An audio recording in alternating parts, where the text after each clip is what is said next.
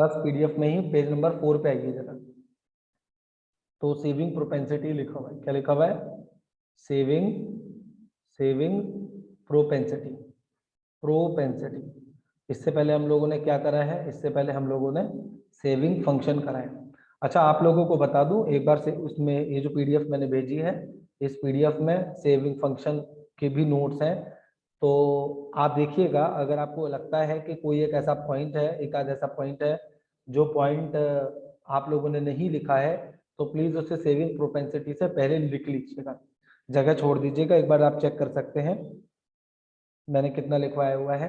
अगर कोई एक आध एक्स्ट्रा पॉइंट है तो प्लीज आप उसे ऐड ऑन कर लीजिएगा सेविंग प्रोपेंसिटी से पहले। और सेविंग प्रोपेंस मतलब जो मैंने पीडीएफ भेजी है वो पीडीएफ आप लोग as it is note down कर लीजिएगा। क्लियर हो गई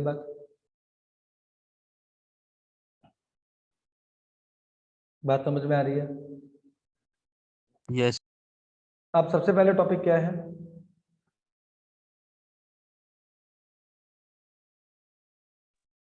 सबसे पहला टॉपिक क्या है?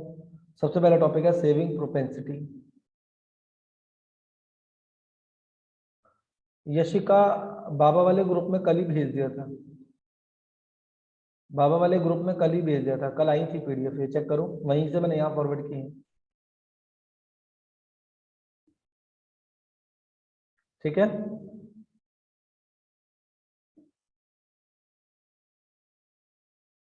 यशिका आवाज आ रही है?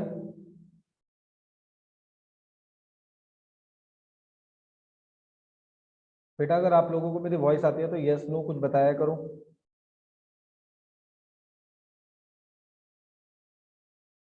सर आ रही है। ये लड़की कह दी रिसेंड करने के लिए।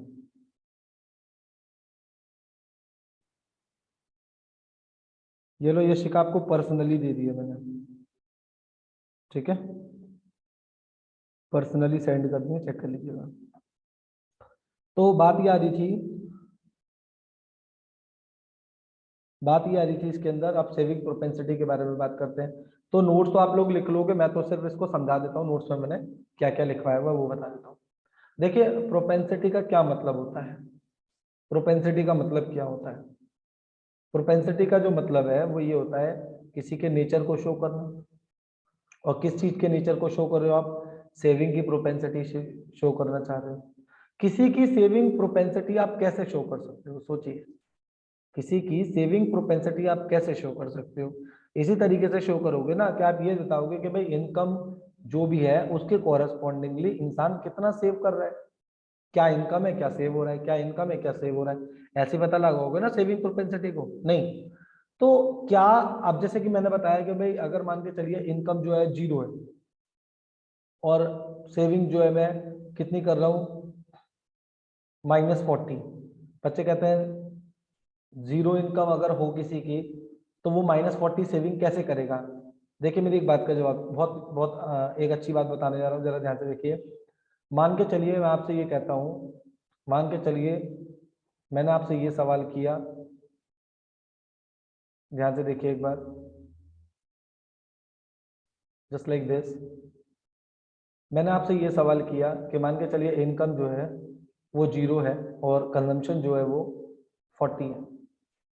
तो एक बात का जवाब दीजिए, ये बात तो नॉर्मल है ना कि अगर इंसान कुछ भी नहीं कमाएगा तो भी खर्च तो करेगा ही ना, कुछ भी नहीं कमाएगा खर्च तो उसे करना पड़ेगा। तो वो कहाँ से लाएगा वो पैसा? बैंक से लाएगा, और बैंक से निकालना ही वो क्या कहलाता है? Negative saving. नेगेटिव सेविंग का मतलब ये होता है, कभी भी याद रखिए, नेगेटिव सेविंग का मतलब ये होता है withdrawal of saving. Negative saving का मतलब ही क्या होता है? Withdrawal of saving. मतलब आपने क्या कर दिया? विड्रॉल ऑफ सेविंग्स, आपने बैंक से पैसे को निकाल लिया, सेविंग कम हो गई। और पॉजिटिव सेविंग का मतलब होता है डिपॉजिट करना या सेविंग्स को बढ़ाना। क्लियर हो गई बात? फिर आप ये देखिए कि मैं, जब मेरी इनकम 100 हुई तब मैं 120 कंज्यूम कर रहा था, तो यानी सेविंग कितनी होगी? -20। फिर मेरी इनकम 200 हुई, कंजम्पशन भी 200 हुआ, सेविंग हो गई 0। फिर मेरी इनकम कितनी हुई? 300 हुई और कंजम्पशन मेरा कितना हो गया? सपोज 280 हो गया, सेविंग हो गई +20। तो ये मैं दिखाने की कोशिश कर रहा हूँ कि अलग अलग इनकम के लेवल पर अलग अलग सेविंग आप लोगों को देखने के लिए मिल रही है। मिल रही है या नहीं मिल रही? मिल रही है ना? तो ये जो टेबल आपके सामने है, ये जो टेबल आपके सामने है, जिसमें अलग अलग इनकम के लेवल पर अलग अलग हम लोग सेविंग को शो कर रहे हैं, ये किसी भी इंसान की सेविंग की प्रोपेंसिटी यानी सेविंग के नेचर को दिखा सकती है। इसीलिए इस टेबल को क्या कहेंगे हम? सेविंग प्रोपेंसिटी कहेंगे। क्या कहेंगे? एक सेकेंड।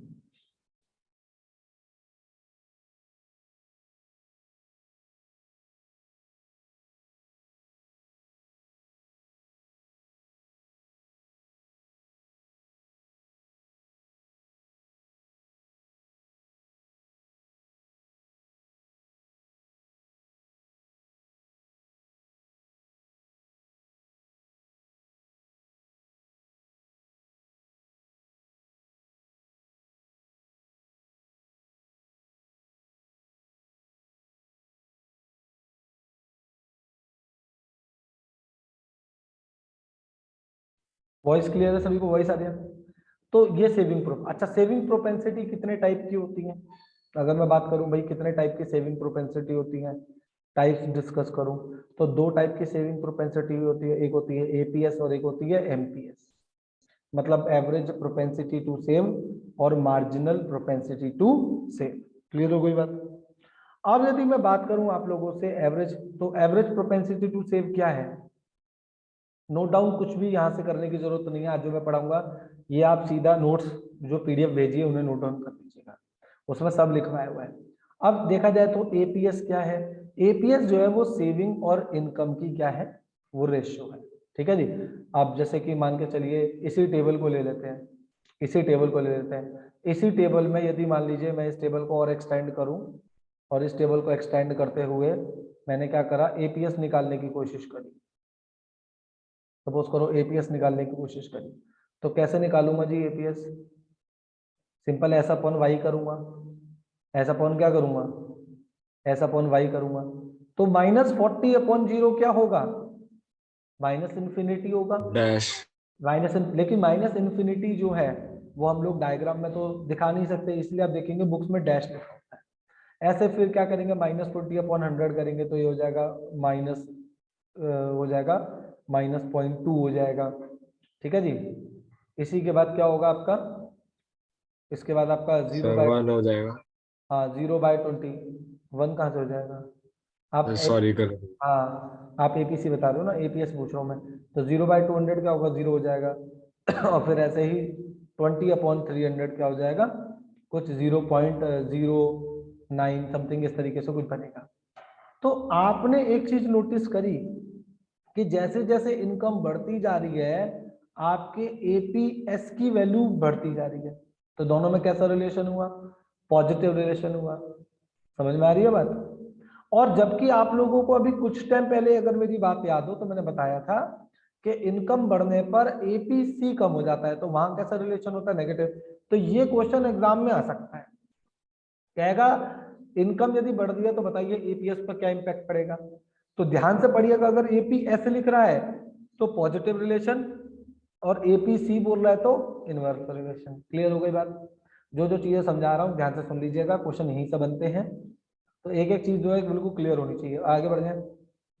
तो एपीएस निकालना सबको समझ में आ गया। अब एपीएस से रिलेटेड जो है कुछ जरूरी बातें हैं एपीएस से रिलेटेड जो मैं आपको बताऊंगा। ठीक है, डायग्राम तो मुझे पता, अच्छा डायग्राम भी सीख लेते हैं भाई। डायग्राम भी क्यों ना हम लोग सीख लें, डायग्राम भी जरूरी है। अगर इसका डायग्राम मैं आपके सामने बनाऊं तो देखिए डायग्राम क्या है। डायग्राम और कुछ नहीं है, आप लोगों ने बनाना है एक सेविंग कर्व। और भाई साहब सेविंग कर्व जो होता है वो नेगेटिव से स्टार्ट होता है। कहाँ से स्टार्ट होता है? नेगेटिव से स्टार्ट होता है। देखिए कैसे बना के दिखाऊंगा, जरा ध्यान से देखिएगा। ये बन गया मेरा, ये बन गया मेरा सेविंग कर्व। देख रहा ब्लैक कलर का बनाया मैंने, ये मेरा सेविंग कर्व बन गया, ये मेरा सेविंग कर्व बन गया। बच्चे कहते हैं सर कैसे? भाई एक बात बताओ, यहाँ पे वाई एक्सेस पे मैंने क्या दिखाया है? सेविंग दिखाया है। एक्स एक्सेस पे मैंने क्या दिखाया है? एक्स एक्सेस पे मैंने इनकम दिखाया है। ठीक है जी। उसके अलावा ये मेरा क्या है? ये मेरी सेविंग कर्व है, सभी जानते हैं। अच्छा समझने वाली बात यह है कि जहां से कोई कर्व शुरू होती है, मैंने बताया था वो उसका क्या कहलाता है? वो पॉइंट उसका क्या कहलाता है? इंटरसेप्ट। तो ये किस चीज का इंटरसेप्ट है? इंटरसेप्ट है किसका? ऑफ एस कर्व का, मतलब सेविंग कर्व का इंटरसेप्ट है। क्लियर हो गई बात? ये सेविंग कर्व का इंटरसेप्ट है। आ रही है बात समझ में, नहीं आ रही? यस अच्छा सर। अच्छा, दूसरी बात क्या है, क्योंकि ये सेविंग कर्व का इंटरसेप्ट है तो ये भी बात समझ लीजिएगा कि उसके बाद मैं आप लोगों को ये बताना चाहता हूं कि ये जो पॉइंट है ये आपका कहलाएगा एस बार। क्या कहलाएगा? S bar. बच्चे कहते हैं सर एस बार क्या होता है? एस बार क्या होता है? देखिए, जीरो इनकम पर, जीरो इनकम लेवल पर आप जो भी कंज्यूम करते हैं वो तो सी बार होता है, और जीरो इनकम लेवल पर जो भी सेव करते हैं वो एस बार होता है। क्लियर हो गई बात?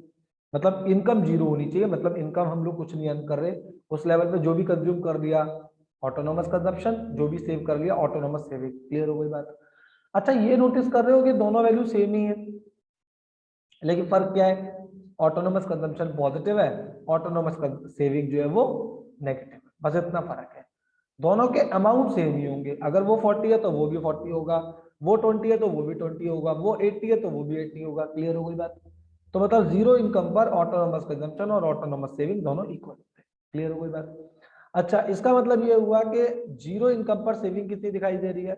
अगर आप थोड़ा ध्यान से देखें तो जीरो इनकम पर सेविंग कितनी दिखाई दे रही है? -40। तो यानी जब मैं कर्व बनाऊंगा तो ये कर्व कहां से शुरू होगा? -40 से। समझ में आ गई बात?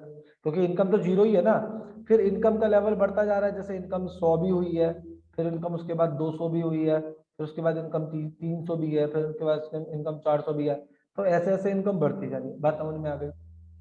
अच्छा, एक बहुत सुंदर और बहुत मजेदार बात जो आप सभी तक मैं शेयर करूंगा कि अगर मैं जैसे मान लो इस 200 लेवल पे या इस 300 इनकम के लेवल पे या इस 400 इनकम के लेवल पे मैं एपीएस देखूं, तो क्या मेरे एपीएस की वैल्यू बढ़ नहीं रही है? क्या मेरे एपीएस की वैल्यू बढ़ नहीं रही है? डेफिनेटली बढ़ रही है। बच्चे कहते हैं सर कैसे बढ़ रही है?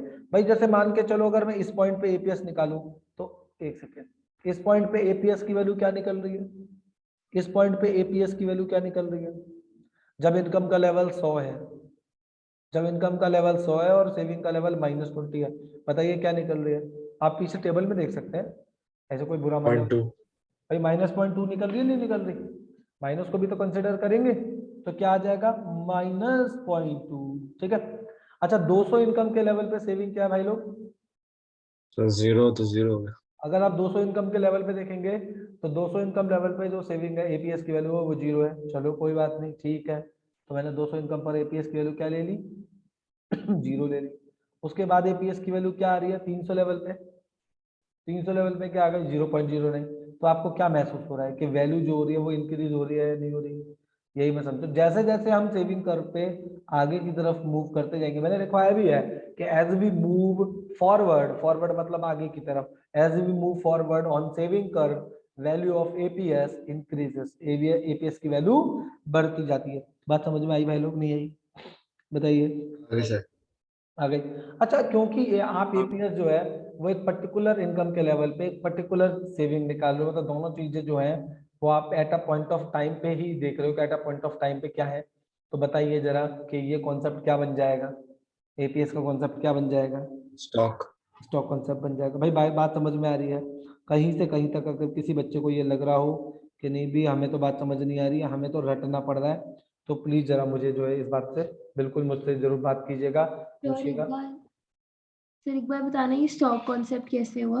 भाई स्टॉक क्या है? बेसिकली स्टॉक क्या है? मैं जानता हूं कि सेविंग अपने आप में, सेविंग अपने आप में एक फ्लो कॉन्सेप्ट है, लेकिन जब सिर्फ मैं पर्टिकुलर सेविंग की बात करता हूँ, जब इनकम अपने आप में एक फ्लो कॉन्सेप्ट है, क्योंकि जब मैं पर्टिकुलर इनकम की बात करता हूँ। लेकिन एपीएस क्या है?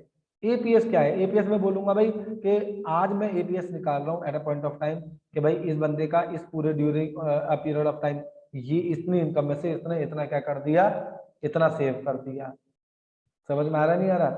तो इसकी जो एवरेज प्रोपेंसिटी में निकाल रहा हूँ वो तो मैं एक पॉइंट पे ही निकाल रहा हूँ ना। बात समझ में आ रही है नहीं आ रही? कह रही है आपसे पूछेगा नहीं एग्जाम में, ये मैं एक्स्ट्रा नॉलेज के लिए बता रहा था। अच्छा, आगे की कहानी अगर मैं आप लोगों से डिस्कस करूं कि आगे की कहानी क्या होती है, तो आगे की कहानी डिस्कस करूंगा आप लोगों से कि आपको याद है मैंने एपीसी बताया था कि एपीसी किसकी, जैसे एपीसी ऑफ, एपीसी मतलब कंजम्पशन, एपीसी ऑफ पुअर ज्यादा होता है या एपीसी ऑफ रिच ज्यादा होता है? बताइए, याद आया? मैंने पढ़ाया था पुअर ज्यादा होते हैं। कि भाई पुअर। जो एवरेज प्रोपेंसिटी टू जो कंज्यूम होता है वो गरीब की ज्यादा होती है, वो गरीब की जरूरतें पूरी नहीं हुई होती। तो भाई साहब कहीं से भी अगर पैसा आ जाए ना तो आदमी जो है ना तुरंत खर्च करने के लिए लालायित रहता है। लेकिन अगर मान के चलिए मैं एपीएस की बात करूं, तो एवरेज, उल्टा हो जाएगा। तो वो उल्टा हो जाता है, ये याद रखिएगा। हमेशा जो अमीर आदमी है वो ज्यादा सेव करता है एज कंपेयर टू, ठीक है, गरीब आदमी। गरीब आदमी के कंपैरिजन में जो अमीर आदमी है वो ज्यादा सेव करेगा। कारण कारण क्योंकि अमीर आदमी और की कंजम्पशन ज्यादा है। अमीर आदमी की ऑलरेडी जरूरतें पूरी हो चुकी होती हैं, इसलिए उसे ज्यादा खर्च करने की इतनी कोई ज्यादा जरूरत महसूस होती नहीं। क्लियर हो गई बात? क्लियर हो गई ये यस बात? अच्छा, अगर मैं आगे बढ़ूं, आगे की कहानी देखूं और मैं बात करूं ब्रेक इवन पॉइंट लेवल की, कि भैया ब्रेक इवन पॉइंट लेवल पे ध्यान से समझिएगा कि at break even point, at break even point, के ब्रेक इवन पॉइंट लेवल पर आपका जो एपीएस होता है वो क्या होगा? तो भैया एपीएस 0 होगा। बच्चे कहते हैं सर क्यों? एक ब्रेक इवन पॉइंट पे मैंने बहुत बार बताया, क्या इनकम और कंजम्पशन बराबर होता है नहीं होता? ये देख लो, यही तो है ब्रेक इवन पॉइंट, ये वाला ही तो ब्रेक इवन पॉइंट है, ये वाला ही तो ब्रेक इवन पॉइंट है। और क्या है? जब इनकम और कंजम्पशन बराबर है, ऐसे लेवल पे सेविंग क्या होगी? 0। और सेविंग अगर 0 होगी तो एपीएस निकालोगे तो क्या निकलेगा? 0। तो इसलिए मैंने सिंपल बोल दिया है कि भैया एपीएस जो होगा वो 0 होगा। क्यों? क्योंकि सेविंग क्या होगी? 0 होगी। कैसा लगा? ये जितने भी चीजें मैं बता रहा हूँ ना, ये समझ लो एक एक दो नंबर में क्वेश्चन जो है वो पूछे जाते हैं, और बच्चे जो होते हैं वो यहीं से जो है अपने आप को वीक महसूस करते हैं कि पता नहीं कितना टफ क्वेश्चन सर ने पूछ लिया था, हमें तो सोचते ही रह गए। और ये लगा लो कितने आसान आसान से क्वेश्चन, अगर आपका बेस क्लियर है तो आपके लिए कुछ भी नहीं है। ठीक है जी, आगे बात करूंगा आप लोगों से। आगे बात आती है कि मैक्सिमम वैल्यू पे बात करूं। अच्छा, मैक्सिमम वैल्यू क्या हो सकती है भाई? मैक्सिमम वैल्यू ऑफ एपीएस क्या हो सकती है? Average propensity to save, maximum value क्या हो सकती है? याद रखना हमेशा क्या होगी? इन्फिनिटी। Less than 1। बेटा इन्फिनिटी तो बहुत दूर की बात है, एक भी नहीं हो सकता पूरा, एक भी नहीं। देखो मैथमेटिकली एक कब आता है? आप एपीएस ऐसे निकालते हो ना, एस अपॉन वाई करते हो ना। अब मान लो इनकम में 100 कमा रहा हूँ, तो एक मेरा मैथमेटिकली तब आएगा जब मैं सेविंग भी कितनी करूंगा? 100 की करूंगा। इज इट पॉसिबल कि मैं 100 कमा रहा हूँ, 100 के 100 बचा लूं? Is it possible? पॉसिबल ही नहीं है। भाई एक बात का जवाब दो, 100 कमा रहा हूँ, 100 के 100 कैसे सेव कर सकता हूँ? अगर 100 के 100 सेव करूंगा तो इसका मतलब वो ये बोल रहा है कि कंजम्पशन 0 है। क्या ये पॉसिबल है कि कंजम्पशन 0 हो सकता है? नेवर। तो मेरी बात को अच्छे से याद रखिएगा, मैंने क्या बोला आप लोगों से? सिंपल, यदि मैं इसको क्या करूं, यदि मैं इसको सिंपली इस तरीके से काटूंगा तब मेरा आंसर आएगा 1 आएगा, लेकिन ऐसा पॉसिबल नहीं। आप मेरे कहने से मैं कह रहा हूं आप चाहे 1 रुपए ही खर्च करो, मैं कह रहा हूँ 100 रुपए इनकम है, आप 99 रुपए बचा लो, 1 रुपए तो तब भी खर्च करना पड़ेगा, कहीं ना कहीं जरूरतों पे ही करो। तो आंसर चाहे 0.99 तक पहुंच जाए, लेकिन 1 नहीं हो सकता। बात समझ में आ गई? बात समझ में आ गई? यस अच्छा, अगर मिनिमम वैल्यू की बात करूं तो भाई मिनिमम वैल्यू तो इतनी है, सही बात बताऊं, मिनिमम वैल्यू तो इतनी है। तो मिनिमम वैल्यू ऑफ एपीएस कायदे से तो जो है वो माइनस इन्फिनिटी तक पहुंच जाती है। माइनस क्यों? जैसे एग्जांपल पे अगर मैं आपसे कहूं कि भाई मैंने कुछ नहीं कमाया, मैंने कुछ नहीं कमाया, और मैंने कुछ नहीं कमाया, और जब हम कुछ नहीं कमाते हैं तो आपको पता होगा कंजम्पशन तो तब भी करते ही है, कंजम्पशन तो तब भी करते ही है। तो वो कंजम्पशन आता कहाँ से है? बैंक से आता है। ऐसी कंडीशन में यदि आप एपीएस निकालोगे तो आपका आंसर पक्का क्या आएगा? आपका आंसर पक्का क्या आएगा? इन्फिनिटी आएगा, माइनस। लेकिन क्या हम लोग माइनस इन्फिनिटी को डायग्राम में दिखा सकते हैं? नेवर, कभी दिखाई नहीं सकते। इसीलिए याद रखिएगा, हमेशा याद रखिएगा कि एपीएस की जो वैल्यू होती है वो आपको बुक में क्या बोलेगा? वो आपको बुक में बोलेगा एपीएस की वैल्यू जो है वो लेस देन 0। क्या होगा? एपीएस की वैल्यू जो है वो 0 से कम, मतलब मिनिमम वैल्यू की अगर मैं बात करूं तो मिनिमम वैल्यू लेस देन 0 हो सकती है। वैसे बात तो सही है कि 0 से कम तो कुछ भी हो सकता है, 0 से 1, 0 से कम तो -1 भी हो सकता है, -2 भी हो सकता है, -3 भी हो सकता है, -4, -5, -6, और माइनस इन्फिनिटी भी 0 से छोटा ही है। बात समझ में आ रही है? नहीं आ रही? लेकिन वो डायरेक्टली इन्फिनिटी का नाम नहीं लेते, समझ में आ गया? बुक्स में नहीं मिलेगा। तो आप यदि देखें जो मैंने पढ़ा है उसके अकॉर्डिंग एपीएस की वैल्यू 1 से कम होगी, लेकिन माइनस इन्फिनिटी के बराबर होगी या उससे छोटी होगी। कायदा तो ये कहता है, कायदा तो ये कहता है। लेकिन आपको बुक में क्या मिलेगा कि भैया एपीएस की वैल्यू 1 से छोटी होगी, लेकिन लेकिन लेकिन और किससे, मतलब 1 से छोटी होगी, मतलब मैक्सिमम लिमिट देखें, और मिनिमम लिमिट में तो वो भाई वो 0 से भी छोटी हो जाती है। इसका मतलब ये बात समझ में आ गई? बात बोल लो भाई, थोड़ा बहुत तो बोल लिया करो। Yes Yes, sir. sir. Logic clear है भाई? भाई किसी के मन में अगर कोई सवाल आ रहा हो तो प्लीज पूछ लीजिएगा, ठीक है जी। इसमें आज कुछ बच्चों ने और ज्वाइन किया है, जैसे कि कौन आ गया, यशिका मिश्रा। मिश्रा जी आप आज आओगे नहीं क्या? मुस्कान गोला, आज ऑफलाइन में नहीं आओगे क्या?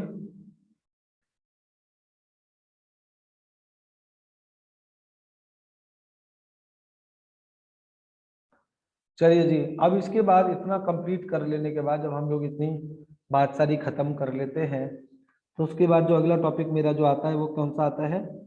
मैक्सिमम मिनिमम वैल्यू खत्म करने के बाद अगला जो टॉपिक मेरा आता है वो आता है एमपीएस। कौन सा आता है अगला टॉपिक? कौन सा आता है अगर मैं सेकंड टॉपिक की बात करूं? एमपीएस मतलब मार्जिनल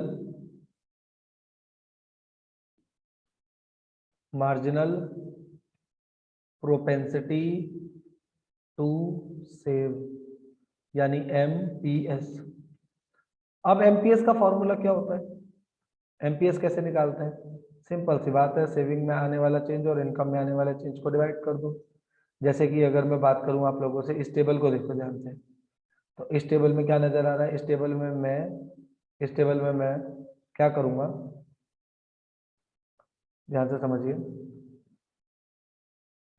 इस टेबल में मैं एक बार एक पतले पतले से कॉलम बनाऊंगा, इसे हटा देता हूँ, इसकी जरूरत नहीं है फिलहाल। तो एक कॉलम ये बना दिया मैंने, एक कॉलम ये बना दिया मैंने, और फिर एक कॉलम ये बना दिया मैंने। तो बच्चे कहते हैं सर ये क्या बना रहे हो? भाई एक कॉलम तो अपने को उसके लिए चाहिए होगा, नहीं चाहिए? एक कॉलम तो अपने को चाहिए होगा डेल्टा वाई के लिए, एक कॉलम चाहिए होगा अपने को डेल्टा एस के लिए, और एक कॉलम चाहिए होगा एमपीएस निकालने के लिए, जिसका फॉर्मूला हम लोग इस्तेमाल करेंगे delta S upon delta Y. तो डेल्टा वाई मतलब डेल्टा वाई का मतलब होता है कि डेल्टा वाई मतलब वाई में आने वाला चेंज। एक बात का जवाब दीजिए, ये मैं हटा दूं, अब इनकी तो जरूरत नहीं है, सफाई कर दो इनकी तो। चलिए,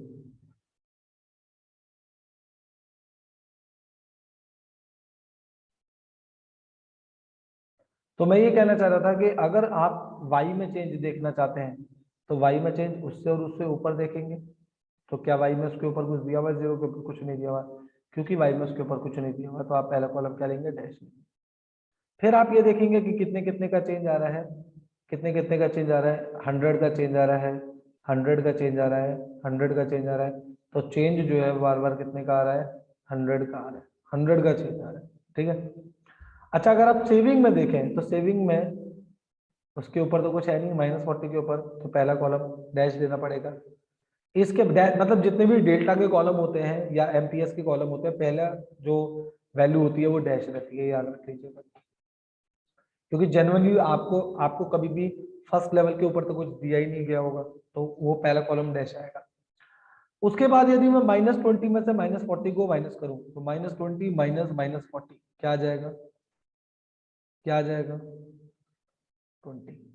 कई बार ये चीज मैंने जो करके दिखाई है, ये मैंने इसलिए करके दिखाई है, कई बार बच्चे ये चीज जो है वो करते नहीं, वर्बली करने लगते हैं, और फिर इसको क्या लिख देते हैं? -20 लिख देते हैं, या माइनस। क्योंकि कई बार बच्चे ना वर्बली कैसे कर रहे होते हैं? -20 में से -40 करेंगे, माइनस माइनस प्लस 60, बच्चे ऐसे कर देते हैं। तो इस तरीके से यदि आप कैलकुलेशन करेंगे तो आपका आंसर कभी भी सही नहीं आएगा, तो प्लीज लिख के करिए। उसके बाद देखेंगे फिर से 20 है, फिर से 20। और यदि आप डिवाइड करेंगे तो 20 को 100 से डिवाइड करेंगे जो 0.2, फिर 20 को 100 से 0.2 और 0.2, इस तरीके से 0.2 करके जो है आप लोगों को जो है वो एमपीएस निकल जाएगा। आई होप आप लोगों को चीजें समझ में आ रही होगी अच्छे से। और यही चीज जो जब हम लोग डायग्राम में लेते हैं, तो डायग्राम में भी कितना सिंपल है। डायग्राम में भी ऐसे ले सकते हैं कि भाई आप ये देखिए, आप ये देखिए कि यहाँ पे हमारी कितनी वो है इनकम है,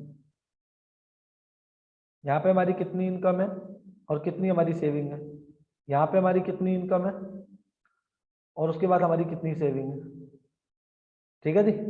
और फिर आप बेसिकली ये देखते हैं कि इनकम में कितने का चेंज आ रहा है और सेविंग में कितने का चेंज आ रहा है। मान लीजिए सेविंग यहाँ पे कितनी है 20 और यहाँ पे कितनी है 40, तो कितने का चेंज आ रहा है बताइए।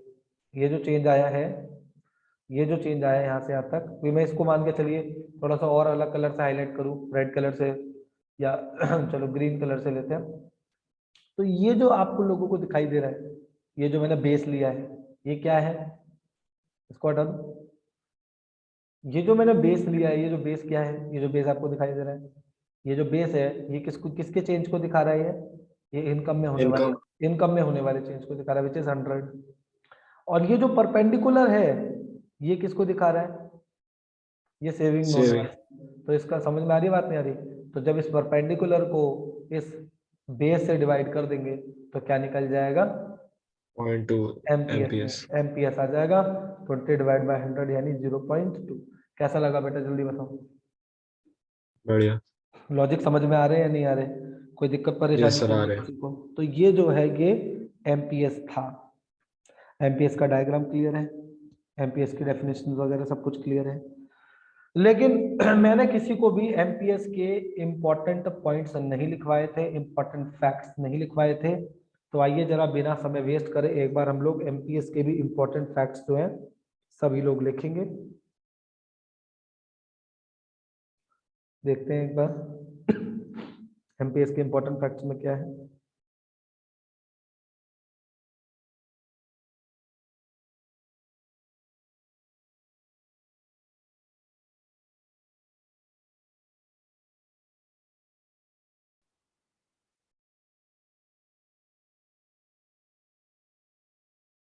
चलिए लिखना शुरू करिए। इतने यहाँ तक के नोट्स जो है आप लोगों को मिल जाएंगे, इसके आगे के नोट्स आप लोगों को नहीं मिलेंगे। तो प्लीज एमपीएस एमपीसी जो एस है उसके इंपॉर्टेंट जो फैक्ट्स होंगे वो आपको नोट करने पड़ेंगे। तो हेडिंग डाल के लिखिएगा some important facts of MPS. अच्छा, कुछ बच्चे कहेंगे सर अभी तो हमने पहले के ही नोट्स नहीं लिखे, तो अब आगे इसको कैसे कंटिन्यू करें, बीच में से कितने पेजेस छोड़ रहे हैं हमें नहीं पता। तो कोई बात नहीं, आप अभी मत लिखिए, नोट्स एक साथ कंप्लीट कर लीजिएगा। समझ तो सकते ही हैं, समझाता रहूंगा साथ साथ, समझ तो सकते ही हैं, नोट एक साथ कर लीजिएगा। जो पहले मैंने पीडीएफ भेजी है पहले उसको अपडेट कर लीजिएगा, जहां से भी आपका छूटा हुआ था वहां से कंटिन्यू करते हुए, और फिर some important facts of MPS से आज की क्लास से जो भी मैं लिखवाऊंगा वो कंटिन्यू कर दीजिएगा। क्लियर है? तो सबसे पहला जो इंपॉर्टेंट फैक्ट है वो ये है कि एमपीएस जो है वो एक क्या है, एमपीएस इज अ कैसा है, एक फ्लो कॉन्सेप्ट है। हालांकि ये कभी पूछेगा नहीं आपसे कभी कि एमपीएस क्या है, एक फ्लो कॉन्सेप्ट है या एक स्टॉक कॉन्सेप्ट है, लेकिन मैंने आपको बता दिया है कि ये कैसा कॉन्सेप्ट है, एक फ्लो कॉन्सेप्ट है। दूसरी बात जो एक इंपॉर्टेंट बात है वो ये है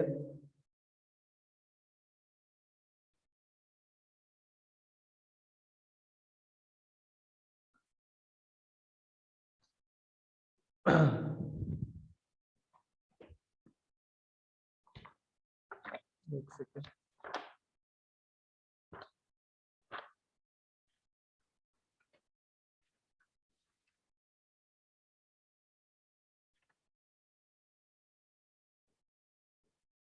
अच्छा एमपीएस की मिनिमम मैक्सिमम वैल्यू अभी नहीं बताई ना, तो बताएंगे उसकी मिनिमम मैक्सिमम वैल्यू भी आएंगी उसकी थोड़ी देर में।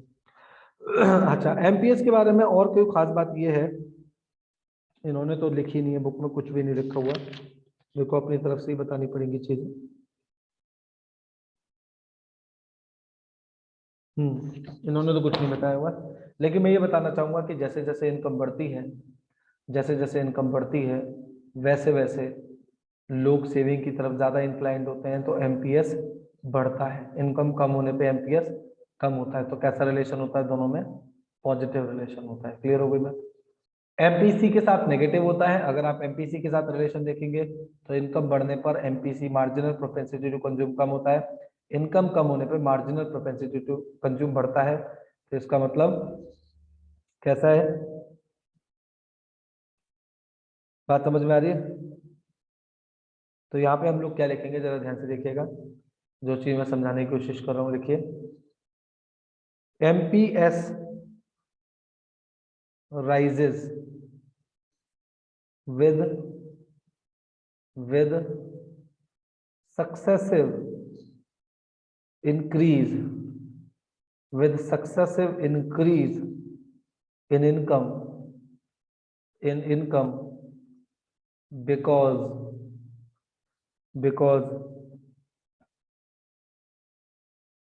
an economy becomes richer and an economy becomes richer, comma, it has tendency, it has the tendency to save greater percentage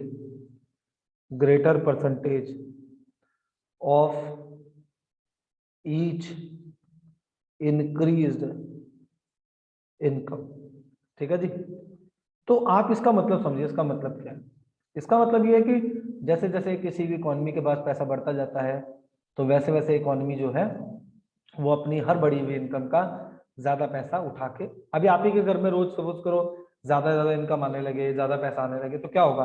कुछ दिन तो खर्चा करोगे, ज्यादा जरूरतें वाली चीजें होंगी, फिर धीरे धीरे आपको भी लगेगा सब चीजें जरूरतें पूरी है, तो ऑटोमेटिकली जो एक्स्ट्रा आपके घर में इनकम आएगी वो आप उठा के क्या करने लगोगे? सेव करने लगोगे।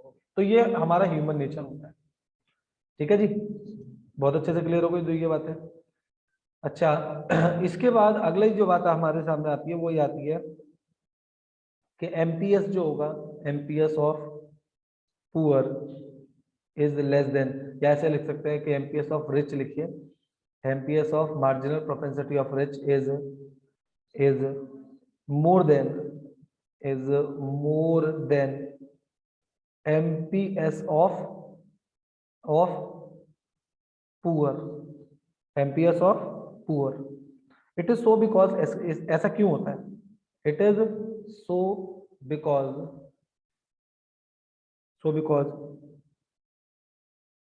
रिच पीपल सेव, ये बात मैंने ऊपर भी लिखवा दिया, रिच पीपल, क्योंकि उनकी जरूरतें पूरी हो चुकी होती है ना, रिच पीपल, या ऐसे भी लिख सकते हैं कि पुअर पीपल, किसी के भी, या तो ये लिख दो रिच बचाता ज्यादा है, या ये लिख दो कि पुअर जो है वो खर्च ज्यादा करता है। बात तो वही है, जो खर्चा ज्यादा करेगा उसकी सेविंग प्रोपेंसिटी कम होगी, जो खर्चा कम करेगा उसकी सेविंग प्रोपेंसिटी ज्यादा होगी। अभी आज आप अपने आप को ही मान लो खर्चा नाप शनाप करने लगो, सेविंग प्रोपेंसिटी कम हो जाएगी। आप खर्चा कम करने लगो, आपकी सेविंग प्रोपेंसिटी, तो सेविंग और खर्चे के बीच में इनवर्स रिलेशन तो होता ही है। जितना भाई जी कंजम्पशन बढ़ाओगे उतनी सेविंग कम होगी, जितना कंजम्पशन कम करोगे सेविंग, क्योंकि दोनों में इन्वर्स, क्योंकि इनकम तो अपनी जगह पर कांस्टेंट ही आ रही है ना, जो इनकम आ रही है, तो उसी को आप खर्चा ज्यादा करने लगे तो बचेगा कम। ये रूल तो सबको पता है, बहुत जनरल रूल है, कोई ऐसी कुछ नई बात नहीं बढ़ा रहा। It is so because poor people spend, अच्छा एक सेकेंड